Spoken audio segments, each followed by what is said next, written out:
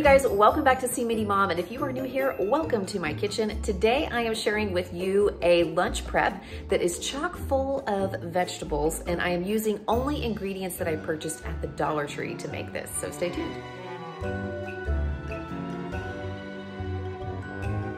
I thought I would start out by just giving you a little look around my Dollar Tree. We have a lot of Dollar Trees in Tulsa, but they aren't very big. I'm kind of jealous of my friend Miranda over at Running on Plants. She does these Dollar Tree videos as well, and she has like these really huge Dollar Trees with lots of different options for meal prep. And I know that a lot of people have Dollar Trees that will get like grocery store closeouts. So they will get, you know, full-size products, like things that you would find in the grocery store. They've just been almost kind of consigned, I guess, to a secondary market at Dollar Tree. But I don't see that at my Dollar Trees very often. We have just kind of some limited pantry items, and then we have a refrigerator section with a few items as well. And you guys have heard me say before that I really am not a giant Dollar Tree fan when it comes to the value, because ounce for ounce, pound for pound, it's usually a little less expensive at other places, especially if I'm buying in bulk or if I'm buying from Aldi or if I'm shopping sales other places. But there are a few finds to be had, and sometimes, you know, the deal with Dollar Tree is the convenience, because there's so many around us here in Tulsa. Some people just want to run in and grab something. So it's kind of nice to see what I can create with the options that are at Dollar Tree, even though they might be kind of limited. I did want to point out something to you guys though, over in the refrigerated section. Be very careful about the dairy items. I find that they may not always be what they seem. For instance, the cheese products here, this says cream cheese, not cream cheese, cream cheese. And it says it's plant-based and dairy, which seems kind of odd to me. And it does say that it's got pasteurized milk, but it also has palm oil in it, which, you know, that's not an ingredient that I typically see in cream cheese. And whenever I'm looking up at the sour creme, it says imitation right on the top. And it also says it has coconut oil in it right after skim milk and water being the primary ingredients. And with only 25 calories per serving, that to me does not sound like sour cream. And over here, this cheese, Mexican blend cheese, or whatever it is, whenever I turn over the package, I think you guys are going to be shocked at what the first ingredient is. Water. The first ingredient is not milk. In fact, I really don't see milk on there, even though it does say it contains milk. So just be careful and make sure that you're looking at packaging, because it might look like something you would see in the grocery store, but it may not always be. That being said, I did find some things I wanted to make a meal out of, and I was really intrigued by these grits here. I actually really like grits. I know that they're kind of a southern thing. If you don't like grits, I'm going to mention later on that you could substitute just some like instant mashed potatoes for the grits, but I think I'm going to try to do something with these grits here.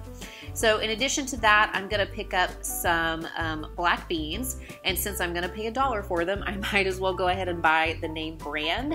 That's one of those things that I think is not a fabulous deal at Dollar Tree, because I can typically get canned goods like beans and the corn that I'm about to pick up for 50 cents a can at Walmart or Aldi.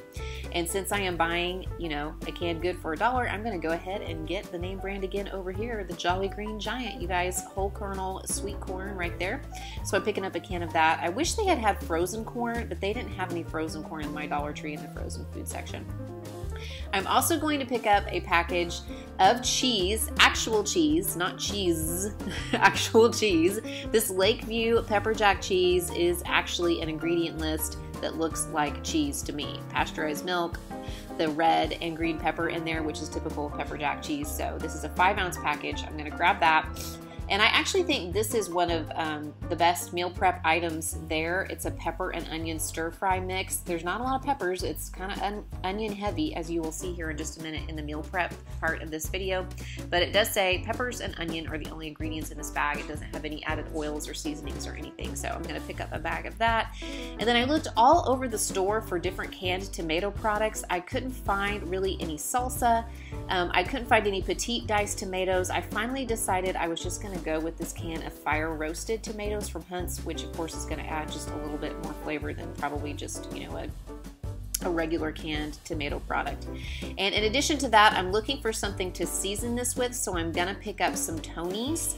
If you already have Tony's, I've heard about this seasoning from a lot of different people. I didn't have any in my cabinet, but if you already have that, you could knock that ingredient off your list from this meal plan and you would only spend $6 instead of $7 like I did. But here are the items that I ended up with, and you'll see what I'm gonna do with those here in just a minute. So here's what I got at the Dollar Tree. Okay, so what I think I'm going to attempt with these items is like a Southwest style cheese grits with some roasted corn and vegetables and black beans. That's kind of what I had in mind as I was picking out these items in the store. Now, just so you guys know, if you do not care for grits or you cannot find them, they had a lot of different kinds of instant mashed potatoes in the Dollar Tree, and I feel like that would be, you know, a substitute for this. But you might have to change up just how you're prepping the dish a little bit, because I am actually going to use the tomatoes in the grits. I was kind of debating about how to use the tomatoes, if I just wanted to include them in the toppings that I'm gonna put on the grits, but I think what I'm gonna do is actually puree these and use them as I'm cooking the grits. So let's see what we can come up with. I'm starting out by trying to get some of the moisture out of the frozen vegetables. I wanted them to thaw just a little bit, because if I tried to put them in the oven without thawing them, they would red a whole lot of water and I think it would just be a mushy mess. So I laid them out on a paper towel, and then I also drained and rinsed the corn and added that to the peppers as well. And then I just kind of tried to help the process along by pressing a paper towel into those. And while they are drying, I'm going to get the grits going. So I'm gonna puree this can of tomatoes, this can of fire roasted tomatoes that I bought at Dollar Tree. I just put it into my little single serving Ninja cup and I pulsed it a few times. I didn't want it to be, you know, like super duper liquidy. I just pulsed it a couple times so that it would still, you know, have a little bit of texture to it, but I wanted to, you know, not have big chunky tomatoes in there. So I'm just pouring those into my pan here, my pot. And then to that, I'm going to add a little bit of the Tony's seasoning, and then I'm going to add 6 cups of water. You heard that right. These are not instant grits, they're quick cooking grits, so they require a lot of water. They are going to absorb a lot of it. So I'm gonna bring that to a boil before I add the grits. And then while I am waiting on that, I'm going to go ahead and shred the cheese and just set it aside until I am ready to add it to the pot. I like to shred cheese myself. I mean, I like to buy cheese in the block and shred it myself because I think it tastes so much better. And there really wasn't a shredded cheese, real cheese product at Dollar Tree anyway, as you saw in my Dollar Tree shopping trip. I'm lining a pan here with some foil because this is how I'm going to roast the corn and the peppers. So once those are, you know, fairly dry, I'm going to dump them into a bowl, and I'm just going to drizzle a little olive oil over the top and then season it with some of the Tony's. Again, I just kind of eyeballed it. It's probably about a tablespoon, maybe a little bit more of olive oil, and then I just sprinkled the seasoning on until I felt like I had, you know, a decent coating of that. But you want to be careful with it. Don't over season it because then it might taste a little bit salty. So I'm going to spread those out across my foil lined pan, and I am going to roast those in the oven at 450.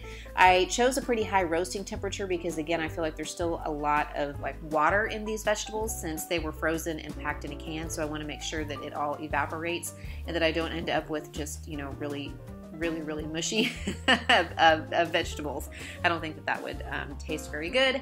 So I checked them after about 10 minutes and they were definitely starting to roast a little bit. And I just made sure I gave them, you know, a little bit of a stir so that they wouldn't stick to the bottom.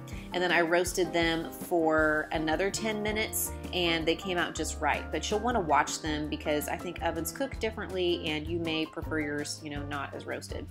Once the water is boiling on the stove, I'm going to whisk in my grits. I find that I have to whisk them because otherwise it just turns into a big clump whenever I dump all those grits in. So I'm sorry that you can't see that very well. I kind of figured out I was holding the bowl in front of the camera, but I'm right-handed and I didn't think that I could whisk left-handed. So once I have those stirred in, I am just going to reduce the heat to low. I'm going to cover them and let them cook until they're done. About 10 minutes for me is what it took on the stove, maybe a little bit longer, but I just checked them a few times to make sure that they had enough water, that they had, you know, enough liquid in the pot, that they weren't scorching. I gave them a little bit of a stir. I felt like even though it says 5 minutes on the box, that it did take a little bit longer to get them the consistency that I wanted. And then I just stirred in my 5 ounces of shredded cheese. In case you were wondering, this is 1.5 cups of grits dry. It's actually 6 servings according to the box, and I just made it according to the box directions. And then that was a 5-ounce block of cheese. And actually, I tasted these before I started to make the meal preps up, and they turned out really, really good. They would have been really great fresh from the stove. I know grits aren't always the best reheated, and they were still really good, but man, they were really good right off the stove. I was pleased with how these turned out. Okay, so I know that the containers for this meal prep look mismatched, and that's because they are. This is the only actual meal prep container. Like, I think I purchased these online years ago, and I have one left. These are containers that lunch meat came in, and I always save those among other plastic containers because I feel like if I can use them a few more times before I put them in the recycle bin, that I'm doing something good for the planet. I know it would be good just not to buy them at all, but I can't help that. Sometimes it's just unavoidable. I actually prefer to store things in glass containers, and I have several of these with lids that go on them that I've had for years, but I don't like to do meal preps in these, like lunch preps, because first of all, a lot of times they're gonna leave my house, and if I don't get one of these back, I don't really care. If I don't get one of these back, I'm very angry. And also the glass dishes, like I don't put these in the freezer, and occasionally I need to freeze 1 or 2 of these portions, so I just usually stick with plastic containers. But for something I'm going to reheat, I do store them in the plastic containers in the fridge, but then I'll put them on a plate or a bowl to reheat them.